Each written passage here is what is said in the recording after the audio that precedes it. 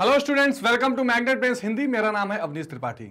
तो कक्षा 12 अर्थशास्त्र और उसका विशेष करके जो समष्टि अर्थशास्त्र का परिचय है, उसमें जो सबसे पहला भाग है परिचय, उसका आज एक इंपॉर्टेंट चैप्टर हम लेकर आए हैं। वो है समष्टि अर्थशास्त्र की विशेषताएं तथा उद्भव। खास करके एनसीईआरटी के हिसाब से जो समष्टि अर्थशास्त्र की विशेषताएं बताई गई हैं और उसका इवोल्यूशन या कह सकते हैं कि इमर्जेंस जो है ये किस प्रकार हुआ और कैसे हुआ, इसका क्या अर्थ है, ये एक इंपॉर्टेंट टॉपिक आज आपके सेशन में हम देखेंगे।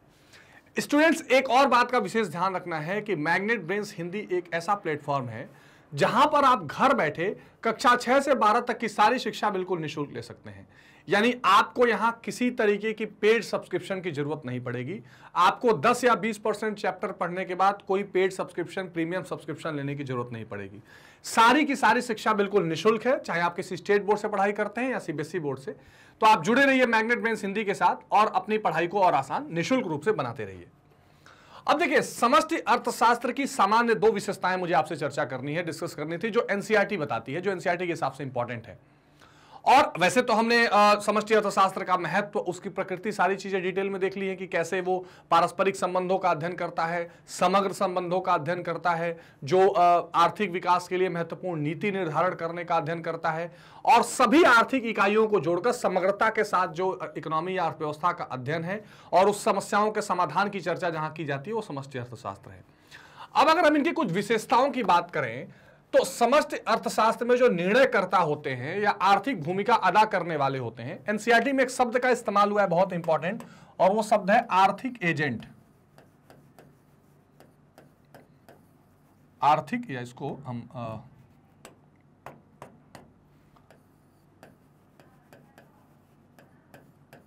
आर्थिक एजेंट।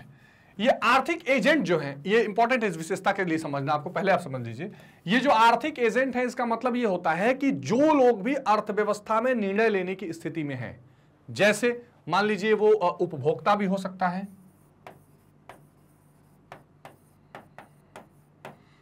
वो ये सोच सकता है कि उसे क्या निर्णय लेना है, क्या वो उपभोग करेगा, क्या नहीं करेगा। वो उत्पादक भी हो सकता है, प्रोड्यूसर हो सकता है कि उसको कितना प्रोडक्शन करना है, किस हिसाब से प्रोडक्शन करना है। वो निवेशक भी हो सकता है, ठीक है, कि उसे इन्वेस्टमेंट करना है कि नहीं करना है, इस बात का वो निर्णय ले ले कि उसे जो स्थितियां हैं उस स्थिति में वो पैसा लगाएगा इकोनॉमी में कि नहीं लगाएगा। और लास्ट में सरकार तो होती ही है, ठीक, सरकार तो मुख्य निर्णयकर्ता होती है। ये सभी के सभी लोग आर्थिक एजेंट के तौर पर देखे जाते हैं। अब जो विशेषता की चर्चा हो रही है इसमें यह है कि समष्टि अर्थशास्त्र में जो निर्णय करता है या जो ये आर्थिक एजेंट हैं, ये समष्टि अर्थशास्त्रीय नीतियों का अनुपालन राज्य स्वयं अथवा वैधानिक विकास जैसे भारतीय रिजर्व बैंक, भारतीय प्रतिभूति और विनिमय बोर्ड और इसी प्रकार की संस्था करते हैं। मतलब इसमें कहने का मतलब यह है कि एक तो जो समष्टि अर्थशास्त्र की पहली विशेषता यह है कि इसमें जो निर्णय करने वाले लोग हैं वो क्या होते हैं, बहुत वैधानिक स्तर के लोग होते हैं, जो एक तरह से भारतीय रिजर्व बैंक या भारत की प्रतिभूति और विनिमय बोर्ड से भी या सरकारी संस्थाएं यहां पर निर्णय ज्यादा लेती हैं। यह ध्यान रखिए, क्योंकि यहां समग्रता का अध्ययन किया जा रहा है। यहां पर इकोनॉमी की जो बेसिक प्रॉब्लम्स हैं, जो बड़े लेवल की प्रॉब्लम्स हैं, वो कोई एक व्यक्ति डिसाइड नहीं करेगा। इकोनॉमिक एजेंट तो हमने देख लिया कि आर्थिक एजेंट इकोनॉमी में ये लोग होते हैं, लेकिन यहां पर जो निर्णय लेने की विशेष रूप से भूमिका आती है वो सरकार की आती है, जो अब हम समष्टि अर्थशास्त्र का अध्ययन करते हैं। विधि अथवा भारत के संविधान में जैसा कि परिभाषित की गई है, ऐसे प्रत्येक निकाय को अधिक सार्वजनिक लक्ष्य का अनुपालन करना होगा। अब देखिए, भारत के संविधान में आप समझ सकते हैं, जैसे एग्जांपल के लिए 112 भारत के संविधान का अनुच्छेद 112 कहता है कि सरकार को बजट पेश करना पड़ेगा, वहां से राजकोषीय नीतियां आती हैं। तो समष्टि अर्थशास्त्र की एक सामान्य विशेषता ये मानी जाती है कि इसमें जो निर्णय करने वाले लोग हैं वो वैधानिक निकाय होते हैं, उनको सरकार और संविधान से शक्तियां प्राप्त होती हैं। और एक उदाहरण के रूप में कुछ आपने संस्थाओं के नाम भी देखे। ये लोग क्या करते हैं, नीति निर्देशों का अनुपालन करते हैं, ये लोग पॉलिसीज का क्लियरेंस करते हैं। दूसरा, समष्टि अर्थशास्त्र के निर्णयकर्ता क्या करने का प्रयास करते हैं, ये उसकी विशेषता बता देता है। स्पष्टता उनको, ध्यान से समझिए, जो आर्थिक उद्देश्य हैं इसके बाहर जाना पड़ता है और जिन सार्वजनिक आवश्यकताओं के लिए आर्थिक संसाधन का परिनियोजन करने का निर्णय लेना पड़ता है। मतलब ये हो गया कि जो भी यहां पर निर्णय करता है, जो उसमें डिसीजन लेने वाले हैं या इकोनॉमिक एजेंट हैं, उनको अपने आर्थिक उद्देश्य से बाहर आना पड़ता है। इसका मतलब क्या हुआ, जैसे एक उदाहरण के लिए आप समझिए। उदाहरण के लिए जैसे एक एक्ट आया, FRBM एक्ट, FRBM अधिनियम। अब इस अधिनियम में यह बताया गया, इस अधिनियम में इस बात की चर्चा की गई कि भाई जो भारत सरकार है वो अपना राजकोषीय घाटा जीडीपी का 3% रखेगी, जीडीपी का केवल 3% रखेगी, यानी बजट का टोटल घाटा 3% से ज्यादा नहीं होना चाहिए। लेकिन आज की स्थिति में भी क्या है, 6.8% है। ठीक, अभी 22-23 के बजट में 6.8%, 6.9% के आसपास रखा गया। इसका मतलब यह है कि आर्थिक उद्देश्य आपका यह है, लेकिन देश के विकास कार्यों को जारी रखने के लिए, देश में स्थितियों को सामान्य रखने के लिए सरकार को क्या करना पड़ता है, सार्वजनिक हितों को ध्यान में रखने के लिए आर्थिक संसाधनों का परिनियोजन करना पड़ता है, बार बार प्लानिंग करनी पड़ती है और कहीं ना कहीं अपने आर्थिक उद्देश्यों से बाहर आना पड़ता है। यह समष्टि अर्थशास्त्र की एक विशेषता होती है। पहली विशेषता क्या है, पहली विशेषता यह है कि जो निर्णय लेंगे वो वैधानिक निकाय लेंगे। निर्णय वैधानिक निकाय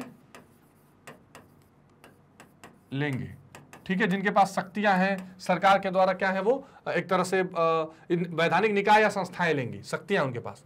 और जो दूसरी विशेषता इसमें पाई जाएगी वो ये पाई जाएगी कि आर्थिक उद्देश्यों से बाहर होकर जो जरूरत है उस अनुसार निर्णय लिए जाएं। आ रही बात समझ में? इस प्रकार के क्रियाकलाप का लक्ष्य व्यक्ति के निजी हित के लिए नहीं, इनका अनुपालन संपूर्ण देश और उसकी जनता के कल्याण के लिए किया जाता है। यानी द्वितीय आप कह सकते हैं कि निजी हितों का त्याग, ठीक है, इसमें आप जैसे ये बताया जाए ना कि संपूर्ण देश के लिए होता है, इसमें क्या होता है, निजी किसी हित की बात नहीं की जाएगी, ठीक है ना। तो यहां पर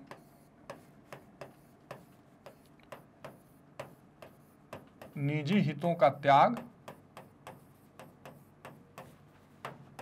सामूहिक लक्ष्य, ठीक है, ये एक विशेषता इसकी मानी जाएगी। ठीक है, इस बात को आप समझिए। तो पहले में आपने क्या देखा कि जो निर्णयकर्ता होते हैं ये आर्थिक एजेंट, जब आपसे पूछा जाएगा तो उसमें आप सबको लिखेंगे, लेकिन निर्णयकर्ताओं में क्या होगा, जो वैधानिक निकाय या संस्थाएं हैं वो निर्णय लेती हैं और वो नीतियां बनाती हैं। और दूसरी विशेषता देखी जाती है कि निजी हितों का त्याग करके सामूहिक लक्ष्य लेकर चला जाता है। ये एनसीईआरटी के कॉर्नर्स की चीजें, इसलिए मैंने आपको विशेष रूप से इसकी चर्चा की है। अब जो इस सेशन का दूसरा छोटा इंपॉर्टेंट पार्ट है वो ये है कि जो समष्टि अर्थशास्त्र है इसका उद्भव कैसे है, इसका इमरजेंस कैसे आया। अब देखिए, एक समय कालखंड चला 1929 से 1929 से 1933 तक, ठीक है, ये एक इंपॉर्टेंट टाइम पीरियड देखने के लिए मिला, एक इंपॉर्टेंट कालावधि देखने के लिए मिला। अब देखिए, ये जब सिचुएशन आई तो यहां पर पूरी दुनिया में मंदी आ गई। अब जब मंदी आई तो इसमें यह कारण देखा गया कि जो आर्थिक स्थितियां या सिद्धांत पहले चला करते थे वो कहीं ना कहीं इसमें नाकाफी थे। अब वो सिद्धांत क्या थे, तो दो तरह के उस समय चला करता था एक सिद्धांत जिसको हम कहते थे परंपरावादी सिद्धांत।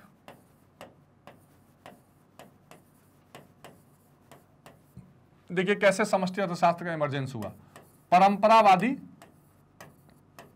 सिद्धांत। अब इसको कहते थे क्लासिकल अप्रोच, क्लासिकल अप्रोच। और इसमें एक लाइन चला करती थी बहुत इंपॉर्टेंट, वो थी supply will create its own demand, supply will create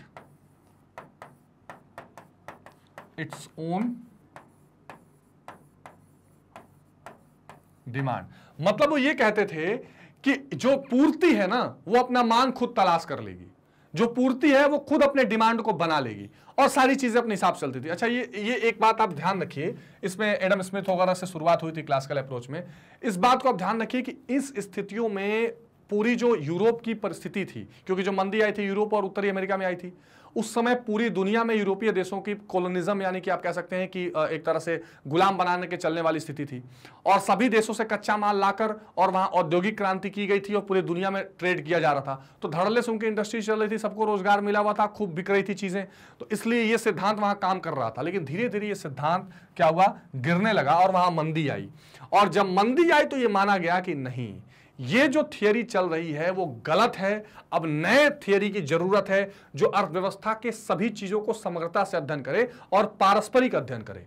वहां ये पता लगे कि अगर रोजगार कम होगा तो आय पर क्या असर पड़ेगा, उसके साथ साथ किस तरह से मुद्रास्फीति या अवस्फीति की स्थिति आएगी, सारी चीजें जरूरी हैं तभी। अच्छा, उसके बाद अगर मंदी जैसी स्थिति आती है, क्योंकि मंदी अचानक नहीं आती है, धीरे धीरे पहले डिमांड कम होती है फिर लास्ट में मंदी आती है, तो उसको ठीक करने के लिए क्या राजकोषीय नीति कुछ बन सकती है, क्या मौद्रिक नीति कुछ बनाई जा सकती है, पहले ये चीजें नहीं थी।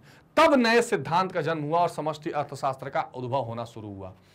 तो समष्टि अर्थशास्त्र एक अलग शाखा के रूप में उद्भव ब्रिटिश अर्थशास्त्री जॉन मेनॉर्ड किंग, ठीक है, जो कीन्स हैं, जिनकी इमेज आप यहां देख सकते हैं, देखिए ये कीन्स वहां से हैं, ठीक है, इनको आप इकोनॉमिक्स में महारथी के रूप में कह सकते हैं, इसमें कोई दो राय नहीं है, जिन्होंने इकोनॉमिक्स के पूरे अप्रोच को बदल दिया।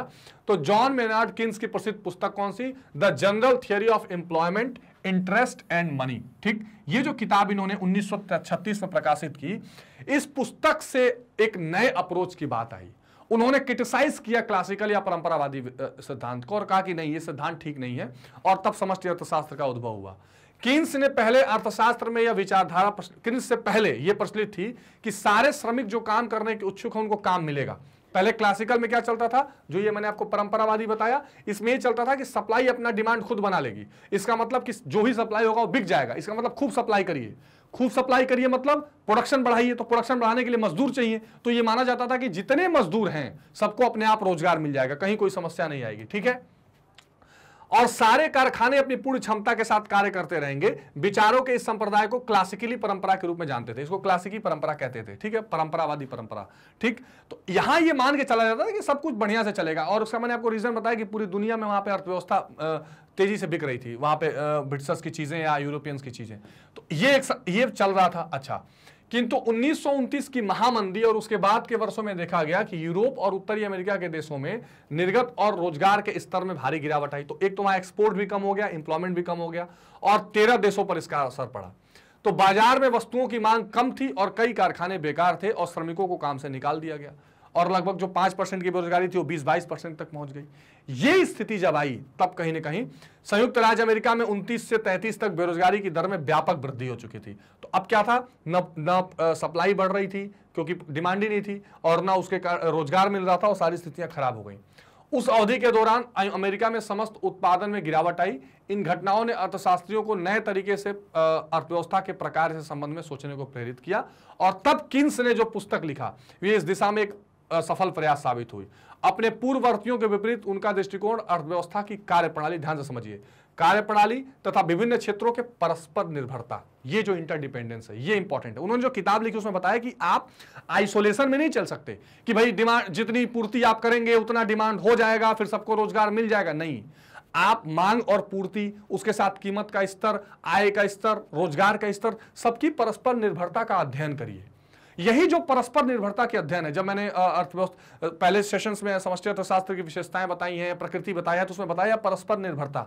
ये जो परस्पर निर्भरता है इकोनॉमिक एक्टिविटीज का, या जैसे मान लीजिए प्राथमिक क्षेत्र है, द्वितीय क्षेत्र है, तृतीय क्षेत्र है, तीनों क्षेत्रों में जो प्रक्रियाएं या एक्टिविटीज की जा रही हैं उनकी निर्भरता क्या है, राष्ट्रीय आय, रोजगार, गरीबी, बेरोजगारी, सबका आपस में क्या परस्पर है रोल, इन सब के स्टडी का एक तरीका या परीक्षण करना आवश्यक है।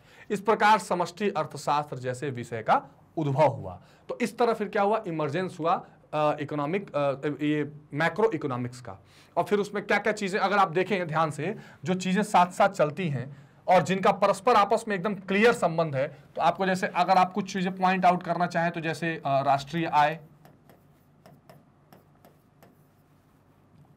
ठीक है,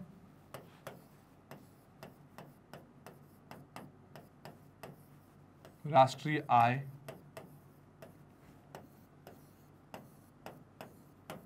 रोजगार तथा उत्पादन, ठीक, समग्र मांग तथा पूर्ति,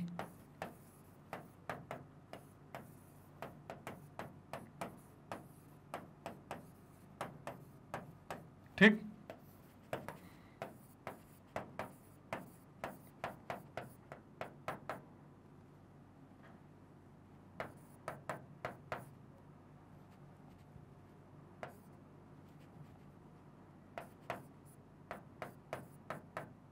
ओहो,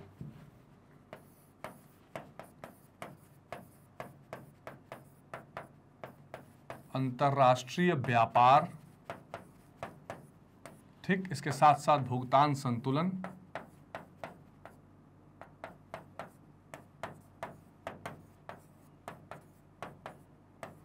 विदेशी विनिमय,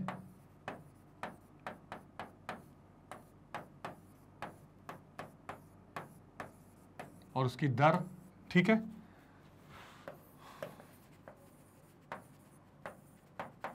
मुद्रा प्रसार,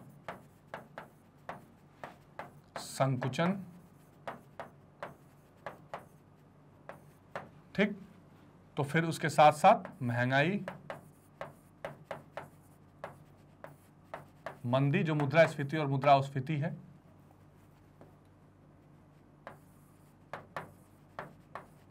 ठीक है। तो इसके लिए फिर क्या करना पड़ता है,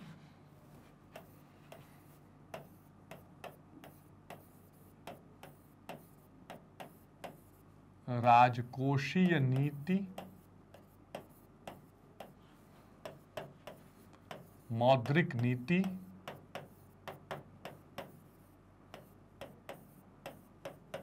ठीक। तो ये जब समष्टि अर्थशास्त्र का उद्भव हुआ तो ये सारी चीजें आपको देखने को मिली जो आपके सिलेबस का पार्ट हैं, जो जिनका क्या है, पारस्परिक संबंध है। इन सब का आपस में एक तरह से क्या है, पारस्परिक संबंध है। इन सब चीजों का पारस्परिक संबंध है या निर्भरता है।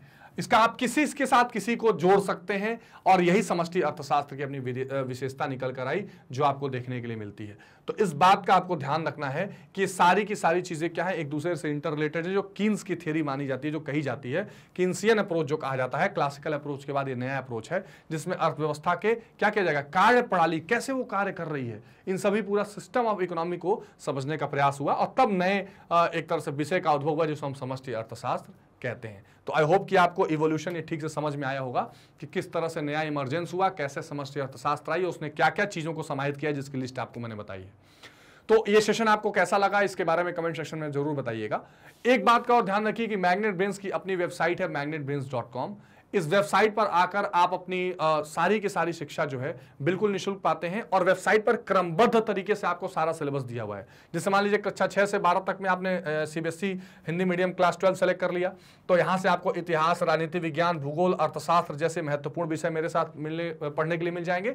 बाकी आप कोई भी क्लास सेलेक्ट करते हैं तो आपको अलग अलग टीचर्स की अलग अलग स्पेशलाइज क्लासेस मिल जाएंगी। सबसे खास बात, ये सारी शिक्षा बिल्कुल निःशुल्क है। बस आपको क्या करना है, लाइक, शेयर और सब्सक्राइब करिए। इस वीडियो को भी जरूर लाइक करिएगा, कमेंट सेक्शन में अपने फीडबैक बताइएगा। मिलते हैं अगली वीडियो में, तब तक अपना बहुत ध्यान रखिए। Take care, bye bye.